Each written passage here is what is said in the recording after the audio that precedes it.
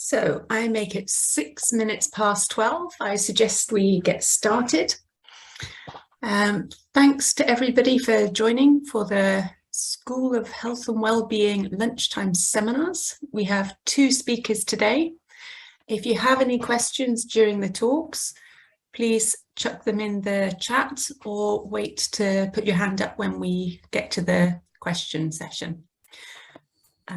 In that case, I think we can get started with Mike Flemming's talk. Over to you, Mike. Hi, everybody. Apologies, first of all, I did mean to do this in person, but I was a bit unwell today, so I'm just working from home and doing it online instead. So apologies if anyone was looking forward to coming in for a face-to-face session. Secondly, my 2 daughters are at home with me, so I'm hoping they won't burst into my room. If they do, I may have to abort and mute quite quickly, hopefully not.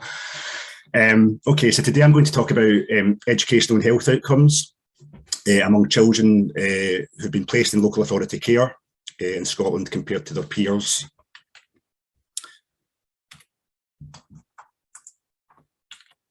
Okay, so in terms of children in care, simple definition, simply those children who have been placed in the care of their local authority.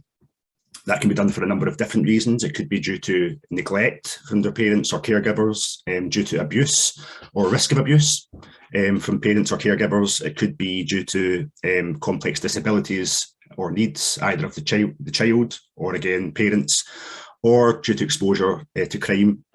A number of different reasons. Those children, whilst they could live with their parents under supervision of social workers, they could also live with family members, friends, foster carers, potential adopters, or they could live away from home completely in residential schools or secure care.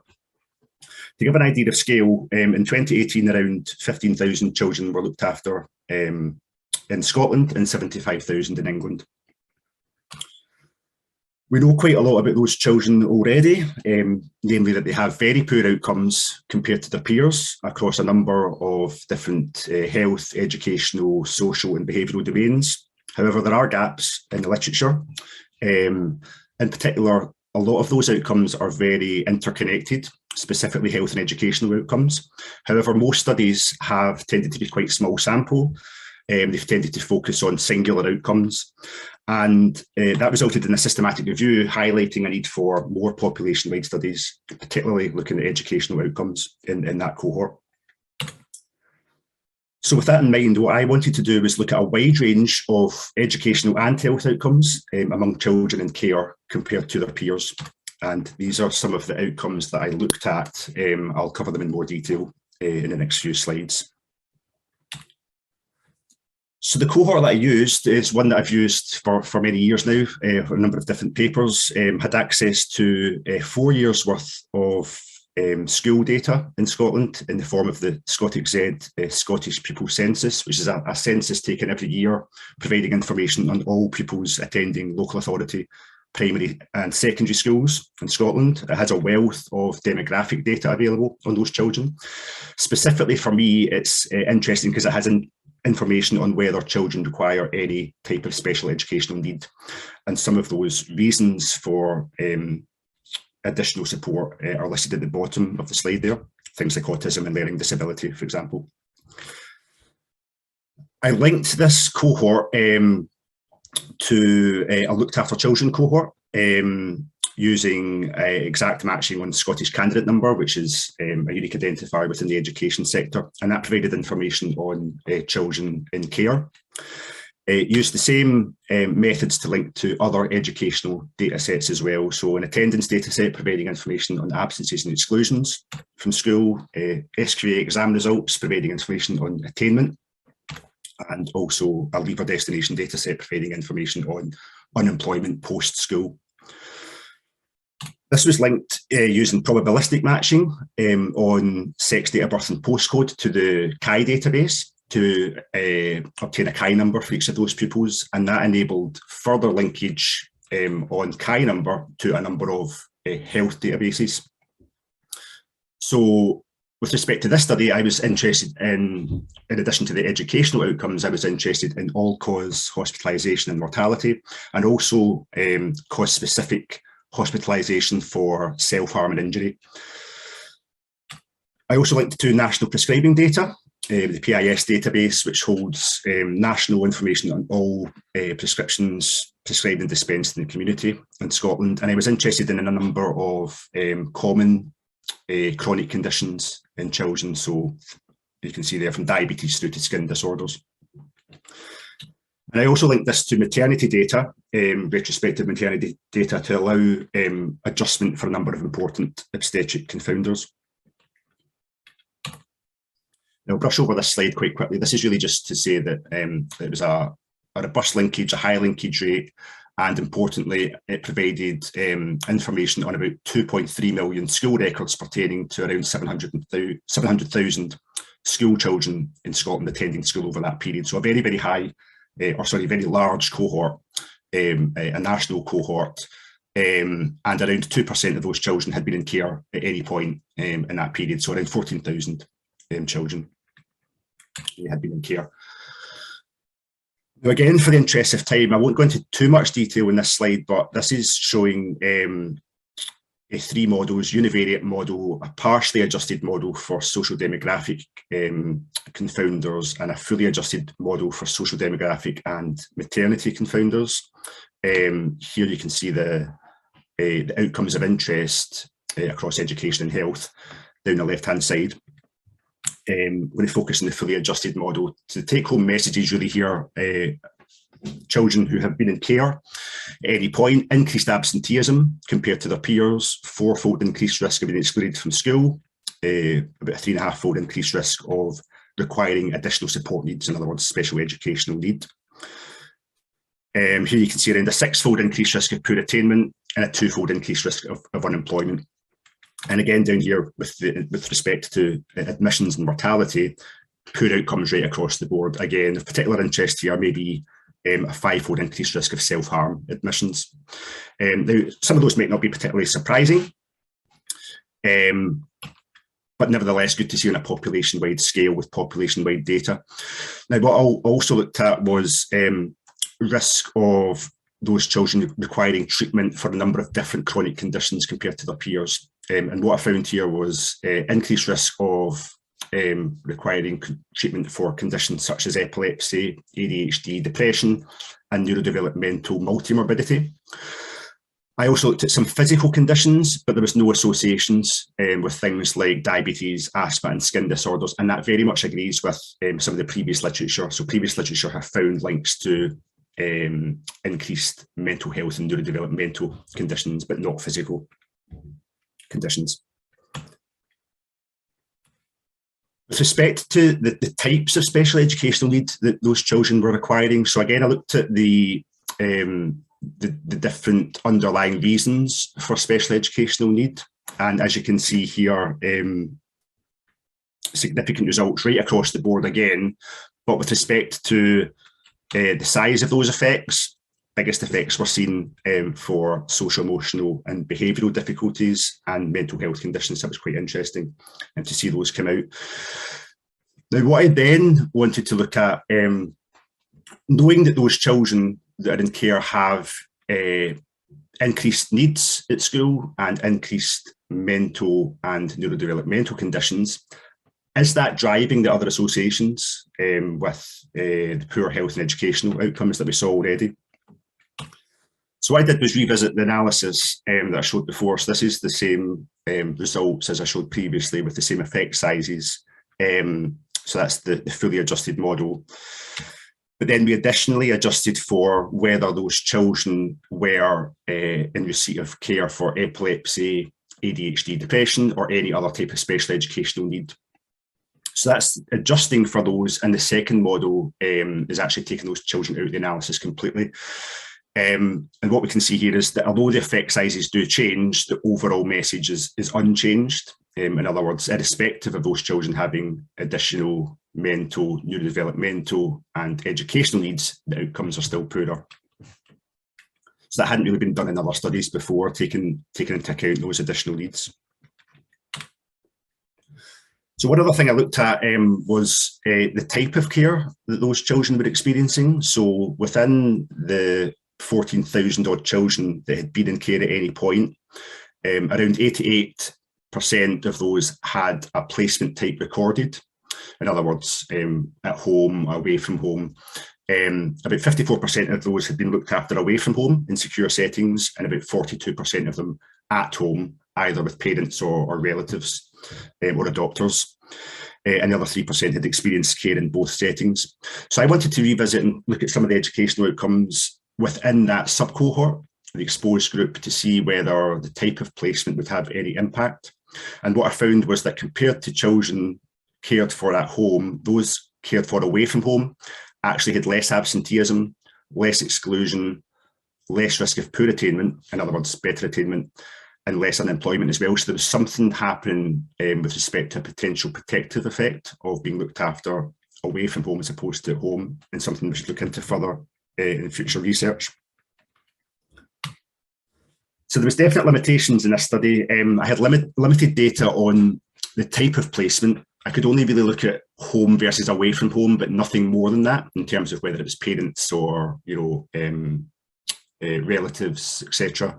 I had no information on the age at first placement, and no information on duration of placement, two things which are very, very important in this context.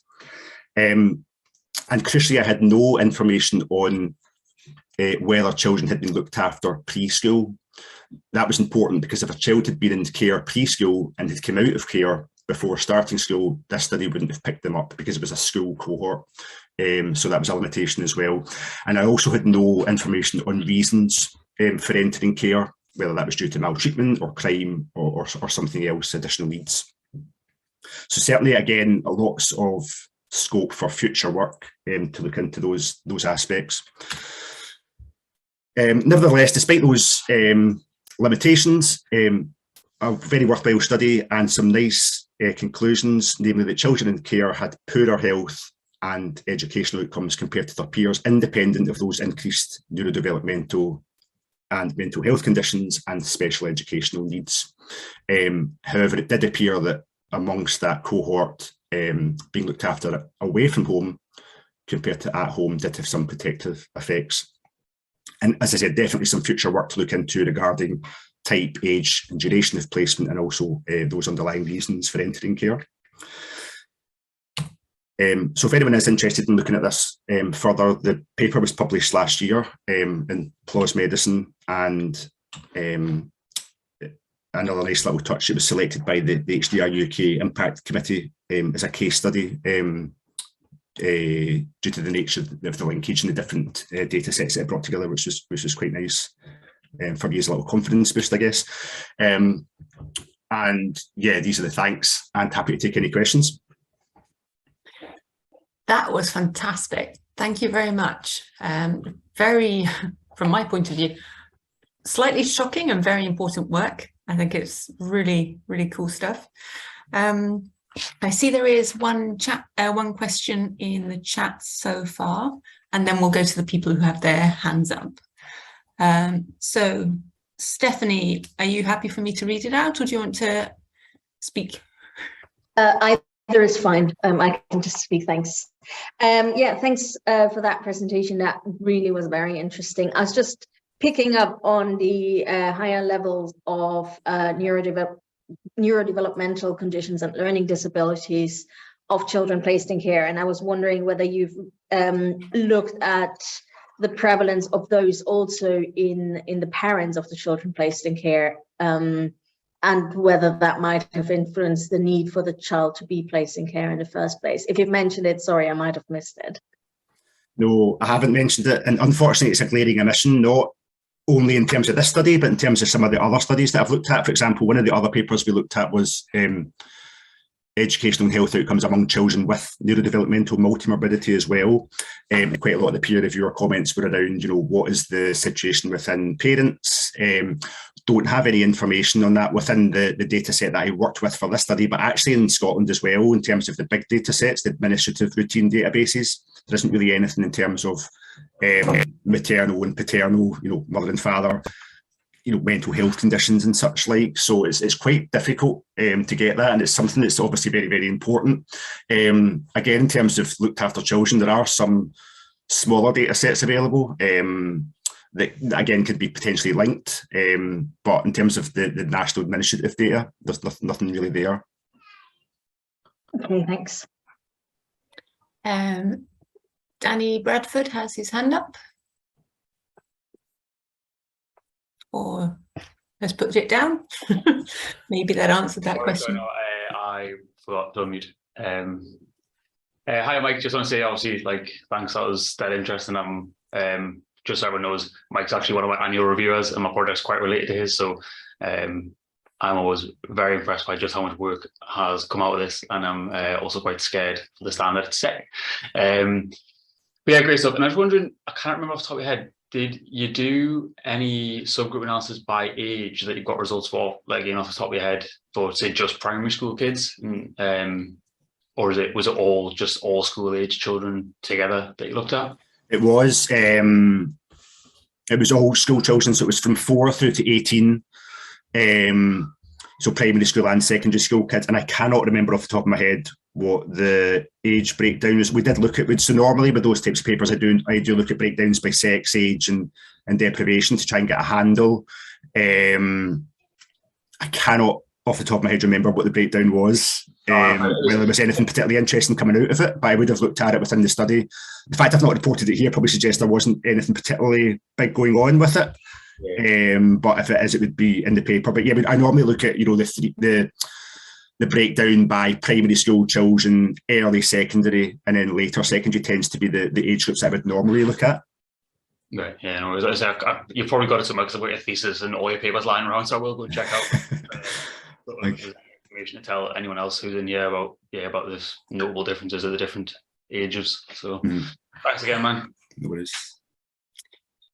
Andrea.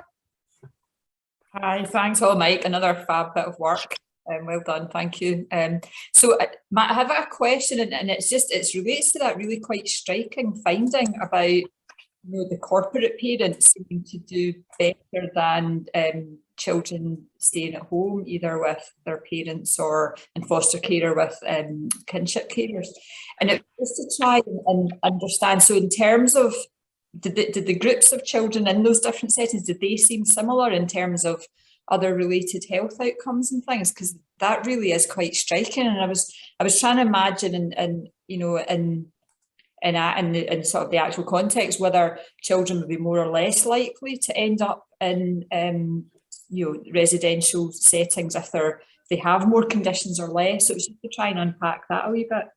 Yeah, it's a really good point. Actually, I hadn't actually looked at that. So in the paper that I'd looked at, it was to get an overall idea of the overall educational and health outcomes of the cohort. But then given we did have some limited data on placement type, obviously a limitation was that we didn't have great data on it. But given the fact I was able to look at home versus away from home, I thought, okay, I'll have an initial look to see what's happening. And I was actually quite surprised at the protective effect that came out. But so far, I've not looked at any great detail in terms of what you've said about, are the mental health prevalences and things the same across the two different ones? That would be really, really interesting to look at. And it's something we could look at using the data, because I guess that would give us a better idea of maybe what's driving those differences between those. So yeah, the answer is no, I've not looked at it yet, but it's something we could certainly do with the data. So thanks for bringing that up. No worries, thanks. And I mean, and that's the sort of thing that you would imagine policymakers would be really interested in, is knowing that difference exists, because there's either something about corporate parenting that's working or something about home and foster placements that's not working. Yeah. Maybe. Exactly. Yeah. We've actually got an update of the linkage with more data coming in, so there'll be longer look back period and hopefully less missing data as well. So it's going to be something that can be looked at in terms of the different types of placement within that as well. So not just home versus away from home, but some of the other intricacies within that. But certainly, yeah, absolutely the conditions that are going on within that would be really useful to look at. Great, thank you. Harry.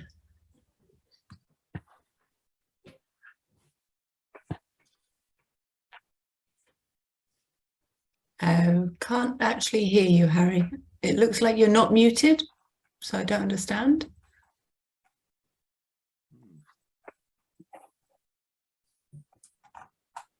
What about now?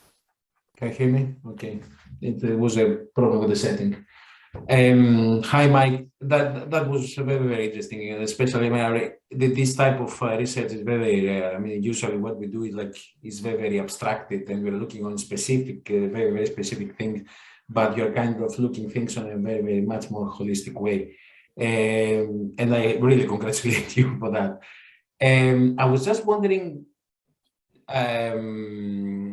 I mean, I was whether you can kind of elaborate more on the unemployment outcome, on the age of the children or the adults that you're looking at. I mean, what age they are when they are entering the labor market, and also whether you are able to look on more kind of qualitative elements of work, such as job security, or precarious work or something like that. Is it, can you look on that using the data sets you are currently linked, you have already linked?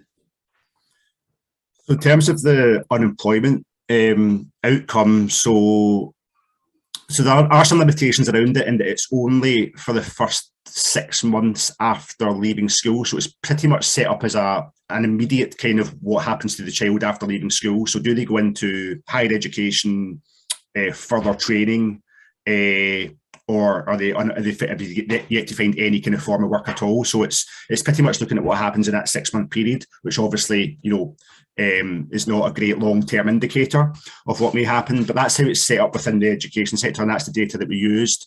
It gives an initial picture of what's happening. In terms of qualitative stuff, so the data that we've got is really just set up as quantitative data, and I'm a quantitative researcher as well, so it's routinely administratively collected data linked together to be used in a quantitative way. But I guess, you know, there is options to do quantitative studies within that area, as is obviously happening quite a lot, but for this project it's not something we could really do with the existing data. Yeah, actually I was not I didn't want to mean I was not really referring to qualitative research. I was referring to more kind of qualitative elements of work, such as, I mean, job quality, things that can be done by a quantitative research, but I just measure, you know, kind of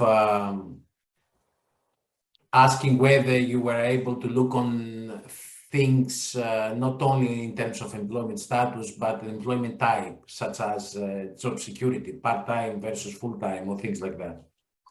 So yeah, so apologies, yeah, I picked up your question wrong then, I know what you mean now.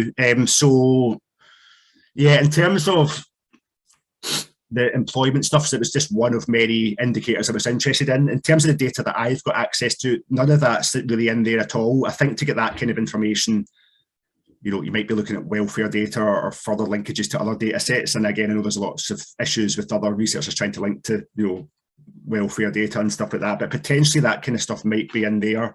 You know, for me, it was very much just that employed versus not employed initial indicator of that. But yeah, that type of stuff would be really interesting. And to be honest, I'm not really sure what kind of data sets would hold that kind of information, other than say maybe the kind of welfare data sets. Thank you for the question. That was a really interesting question. Thank you, Mike. There are 2 questions in the chat, but in the interest of giving Harry enough time to give his talk, maybe you can reply to them in the chat as well, or we can come back to them after Harry's talk. So we'll move on for the moment. Thank you. So over to you, Harry. Okay. All right. So can you see the presentation well? Okay, so first let me introduce myself. My name is Harry. I'm working on We're sorry to interrupt. We see your Outlook window, not your presentation. No way. Just a minute.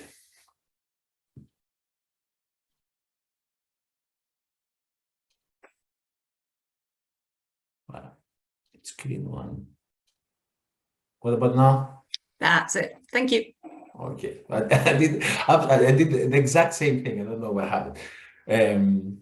So my name is Harry Kromydas. That's my full name. My first name is Harry. I'm working on the MRC CSO, Social and Public Health Sciences Unit. I'm an economist by background, but since 2018, I'm working on a research project related to health and educational or employment, the relationship between health outcomes and educational and employment exposures.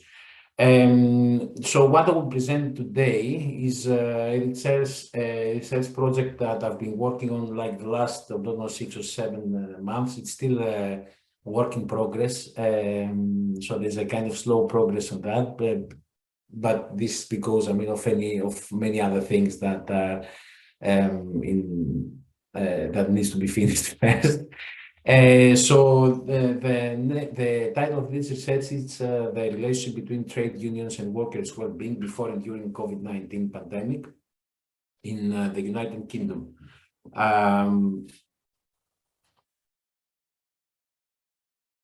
So let me give you a bit of background first in terms of the trade union trends.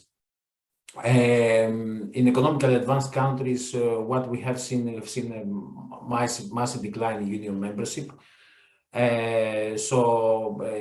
Taking as an example the OECD countries, the union membership from 1980 to 2019 has been more than halved. So from 36.5% in 1980 was dropped to 15.8, a massive decline. There are many reasons for that indicated in the literature, such as the structural changes in the labor market or the new forms of employment that kind of exclude the trade union membership from the kind of structure. There are also arguments about deindustrialization or automatization of work, and there are also some literature that focus on the difference in personal values and perceptions. But lately, what we have seen some kind of change. Probably, I mean, the trade unions are starting to pick up in a way that can be utilized within an working environment that kind of follows these new forms of employment, such as precarious work or flexible timetables and things like that. So we've seen efforts from Amazon workers to be unionized, the same from taxi drivers working in Uber. And there are some kind of other results that go kind of against the major trend of the union membership. In terms of union presence, and by union presence, I mean looking on whether not on the individual level, but on the industry level, looking on whether a union is present to a specific workplace. So the union presence just slightly dropped in the UK. What we've seen a massive decline on the membership, but not on the union presence itself. So from 1996 to 2018, we've just seen like a small drop of 2%. And also union membership numbers have slightly risen in the UK recently, I mean the last 5 to 4 years. Before that, it followed like more or less the same OECD trend, but lately we've seen like a kind of change in the trend. And this change is driven mainly by the increase in the female membership rates. So a little bit of background again, but with the relation between trade unions and health, what we've seen in the literature that there are two research perspectives. One that speaks about the role played by unions in health and safety across different industries. We have seen there are research that shows that health and safety has been is better to workplaces where trade union is present, but there are also some other cases, such as a research that focused on the mining industry, that shows that trade union members are more prone to accidents, which, I mean, sometimes you can say that it doesn't really make any sense, and there is this kind of reverse causality thing as well, especially with industries with a higher rate of trade union membership. Then there is another perspective that shows that the trade unions within the whole workforce. Again, we've seen some kind of evidence are kind of conflicting, but with this type of stream of research focuses more on wages and job satisfaction, and the health element is missing. And there is no any research that shows whether there are any differences between different industries or other occupational groups, and it kind of ignores the wage bargaining system that exists to each industry. So there is very limited research for union presence, especially for whether a trade union is present to a workplace, and there is no research, zero research on this topic in relation to COVID-19. So this is what we have tried to do here. So we kind of changed the focus of our analysis from the trade union membership to the trade union presence, to whether a trade union is present to a workplace, and also we are looking whether there are differences before and after the pandemic. So in terms of data methods, we have used the Standing Society data, looking on pre-pandemic and pandemic. For pre-pandemic, we have used waves 9, 10, and 11. In terms of the time span, this it's from 2017 to March 2020, right before the beginning of the pandemic. And then we have used all pandemic waves conducted by the Standing Society, which is April, May, June, July, September, November, January, March, and September 2021. In terms of the time intervals between them, they've started like following participants every 1 month, but then there are some kind of gaps. The most major one is from March 2021 to September 2021. In terms of sample, we have used respondents who participated to at least one of the pre-pandemic waves and were employed at that time and participated in at least one of the 9 COVID-19 surveys. So at least what we, in terms of inclusion criteria, what the minimum one should be like someone to be employed before and after pandemic and has participated to at least one of the waves 9, 10, and 11, and at least one of the all COVID the COVID waves, irrespective of what this is. But there are many participants who have participated to all waves 9, 10, and 11, and also to all COVID waves. We have also weighted our study to account for the non-response and outcome missingness using inverse probability weighting. Our outcome variable is the GHQ-12 cases treated as a binary, where the GHQ-12 is a variable that on a 0 to 12 scale, and every number value over 4 is treated as a mental health case, and everything that below 4 is treated as someone who has any kind of mental health issue. In terms of exposure variables, we have used the union presence, the trade union presence, comparing pre and pandemic period. We have also used the union membership because we do hold data. We do hold data for whether the trade union is present in the workplace and whether somebody is a member of that trade union.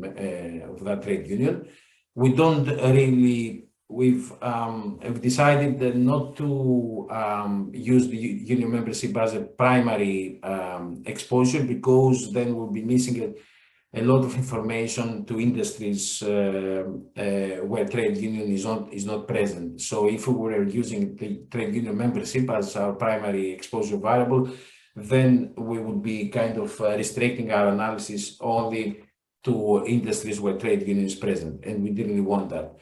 And then we've added industry as a moderator. So we've calculated a three-way interaction between industry, trade union presence, and the binary variable that shows pre and during pandemic.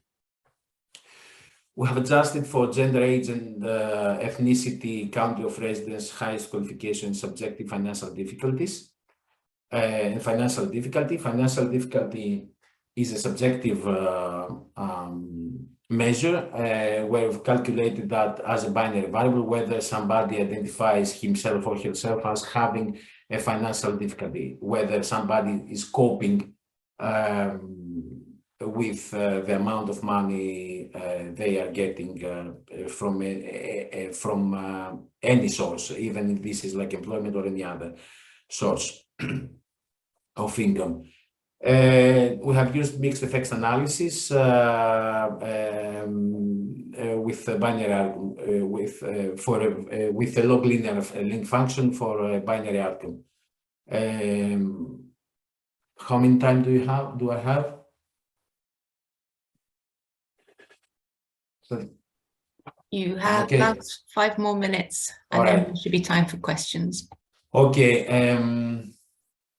So just a minute. So this is the sample.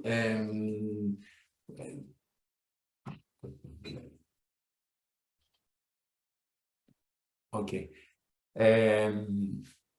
In terms of our outcome, we can clearly see that there's a big difference between pre and post-pandemic. There's plenty of research that identifies that.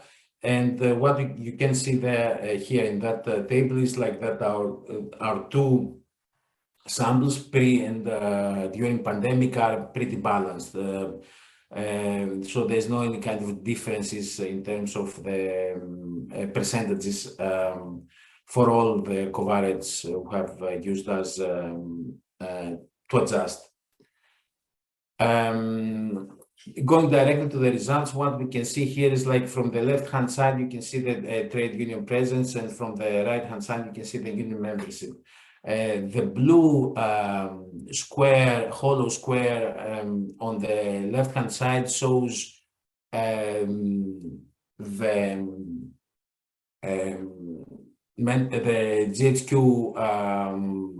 prevalence for those working on where trade union is present, and the red one identifies those the prevalence for those working on workplace where trade union is not present. Before pandemic, we can see that there is a difference between the two, not very significant, not such a large difference between the two, but we can see some differences. The prevalence seems higher to workplaces where trade union is present. But once we move into the pandemic, we can see a kind of protective effect. We can see that more or less it ends up being the prevalence being the same. So this is not a time trend, but let's assume that we can treat that as a kind of effect from time to time, because we're just having like 2 reference points. That's for the purpose of illustration. So what we can see that this kind of gap that existed between before the pandemic ceased to exist within pandemic. That's why and the same trend can be found on the right-hand side, where we did our analysis using the union membership variable. Then we're going into three-way direction by including industry to see whether there are any differences between the industries. Then the kind of results become quite complicated, and we're losing a lot in terms of power. What we can see here is the first row shows more or less what I've seen you before with the graph. And we can see that the prevalence of for those people working on the where trade union is present is 11.8, whereas for those that were working on places where trade union is not present is only 10. But once we move into pandemic, then this kind of gap becomes very, very negligible. So it's like 14.4 to 14.5. And if we look on the same kind of way, we've identified some industries where we can clearly see a protective effect. Some other industries where the protective effect is not really clear, and some other industries where there is no protective effect at all. I think it's better if I go to the next slide to show you exactly where did we see that the industries that we saw, that we've observed that effect. But if you want to ask something in terms of numbers, I can go back to the previous slide in the Q&A session. So we've seen some protective effect on the manufacturing, construction, wholesale and retail trade, information and communication services, public administration, defense and education. In terms of sustained effect, we've kind of defined that as an effect that becomes a little bit weaker once we move in the pandemic. So we've seen an effect on the mining, energy and water supply, accommodation, food services, financial insurance activities, and all others, professional, scientific and technical and other services. And also there's a third category of industries, let's say, subcategory of industries, where in transportation, storage, administrative and support services and human health and social work activities, we've seen a non-protective effect at all. So we've seen that the gap before pandemic was in favor, let's say, of those people working in workplaces where trade union is not present. So those people had lower prevalence compared to the others. And we can see this kind of effect becomes larger, this kind of distance between the two becomes larger once we move into pandemic. So this is what I'm talking about. Let me kind of magnify this and get an example. Looking on the pre-construction, so the red dot identify the prevalence for those working where trade union is not present, and the blue one where for those working where trade union is present. So we can see that pre-pandemic there is a higher prevalence for those working in places where trade union is present. But once we move into pandemic, then this becomes very, very, very small. So we can see kind of the gap decreases a lot, and the prevalence of the two are more or less the same. We have also did some sensitivity analysis. The main effect that we found on the main model without using industries as part of the interaction was 1.28. And what we say, how this can be interpreted is like that for those people working in places where trade union is present, there has been an increase in their prevalence mental health prevalence by 28%. Once we have excluded trade union members, we have seen that this increase to be larger. So it shows that the trade union membership has a kind of additional protective effect. That's why you can see the prevalence to become larger from pre to during pandemic.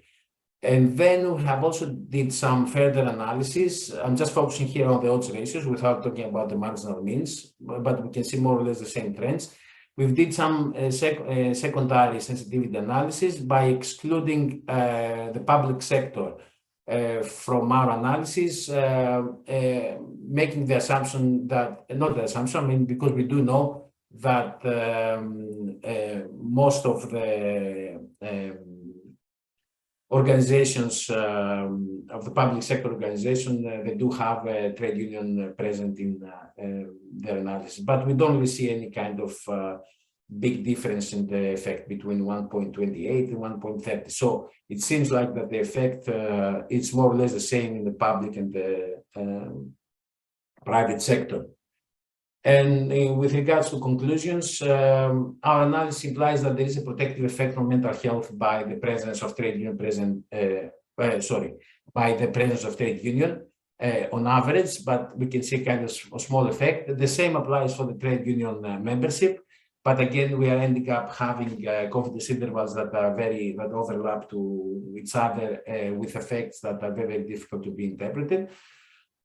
There is an indication of an industry-specific effect, but we need to look further into that. And what we need to work for the future, or to add, what we need to add to this analysis, just to see whether there is any difference in terms of employment or industry size, whether there are differences when we see by industry in terms of the union density.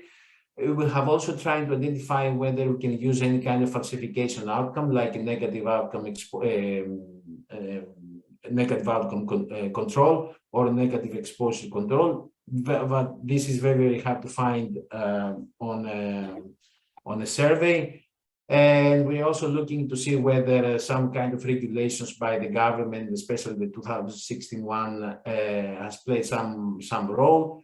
And also to see whether there are any kind of other drivers that make people become trade union members, apart from things happening on the workplace, some kind of behavioral characteristics, let's say, or I don't know, voting behavior, perhaps.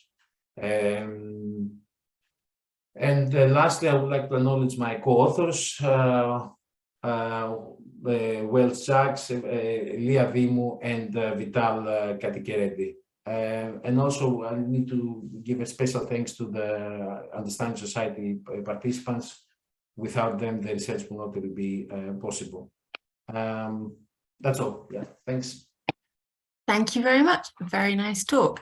I don't see any questions in the chat. I also don't see anyone with their hands up at the minute, so I will start with a question. So I was wondering, the industry-specific effects, was that a surprise or not? Did I start sharing or not? No, you're now sharing Outlook again. There we go. Okay. Okay, can you please repeat that? So you said there were some industry-specific effects. Yes. Was it a surprise, or is that in line with previous evidence, or? This is how it is. Yeah. There's no any research on this topic. We cannot really compare with previous analysis because there is no any kind of research that shows differences between industries or even in occupational groups.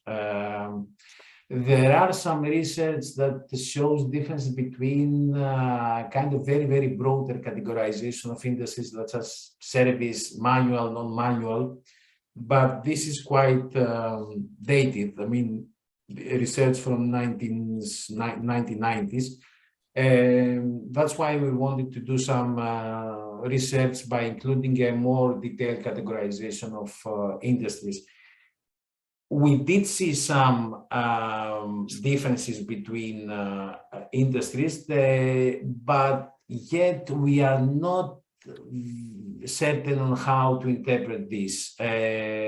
So we need to do some kind of further checks, including some more variables in, and see why this is happening, to see whether it has to do with the union density or specific industries that have like similar union density or similar characteristics in any other way.